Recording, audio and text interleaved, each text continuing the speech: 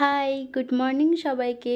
আজকে সকালে উঠে ১ কাপ চা নিয়ে বসে পড়লাম। আর তার সঙ্গে নিয়েছি এই বিস্কুটটা। এই কয়েকদিন ধরে বাবা এই বিস্কুটটা আনছে। এত ভালো লাগছে যে রোজই প্রায় আমার ১ প্যাকেট করে খাওয়া হয়ে যাচ্ছে।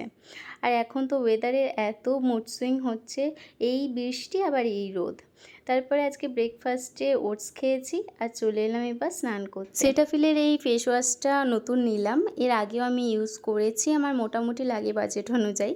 তো এত পিম্পল হচ্ছে যে ভাবলাম এটা একবার নিয়েই দেখি।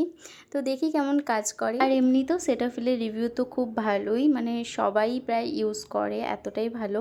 তার জন্য আরোই নিয়ে দেখি এবার কেমন কাজ করে। আগের দিন বিয়েবাড়ি গিয়েছিলাম তো অন্য জুয়েলারি পরেছিলাম, এবার রেগুলার যে জুয়েলারিগুলো পরি ওগুলো সব পরে নিচ্ছি। আর তার সঙ্গে স্কিন কেয়ারটাও করে নিচ্ছি। আর রূপু ওদিকে ঘুমোচ্ছে, তো ঘুমোলেই আমি স্নানটা সেরে নিই, আরও যা টুকটাক কাজ থাকে সেগুলো সেরে নিই। তারপরে লাঞ্চটা করে ওকে নিয়ে একটু ওপরে এলাম। আর ও তো এখন নতুন নতুন ওল্টানো শিখেছে, আর দেখে এত মজা লাগছে কি বলবো। তারপরে ওর সঙ্গে অনেকক্ষণ সময় কাটালাম। আর সন্ধেবেলায় আজকে ওর পাপা এসেছে, আর অভি এই ১ মাস পরে আবার এলো ছুটিতে ৪ দিনের। আর এই ৪টে দিন যে কীভাবে কেটে যায় বোঝাই যায় না, এত তাড়াতাড়ি চলে যায়।